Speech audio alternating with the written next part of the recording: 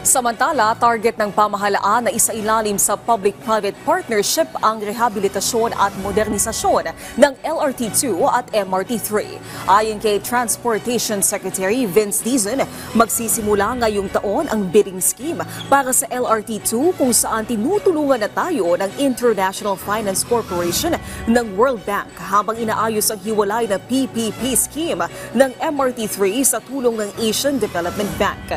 Giit ng kalihim, makatutulong ang PPP sa pagpapatupad ng pangmatagalang solusyon sa rail systems ng bansa at para maiwasan na ang mga aberya tulad na lang ng nangyari sa LRT2 nitong Miyerkules. Tiniyak naman ni Dizon na hindi basta-bastang magpapatupad ang taas pasahe sa ilalim ng PPP.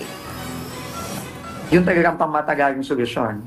Dahil habang ang gobyerno ang nag-ooperate ito, limitado tayo ng budget, limitado din tayo ng ating mga procurement rules.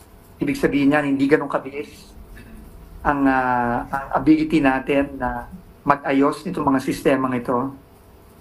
Kaya yun talaga ang ultimate solution. Pero gusto din nating i-assure ang mga kababayan natin na hindi ibig sabihin na pag nag-PPP tayo, ganun-ganun na lang ang pagtaas ng presyo.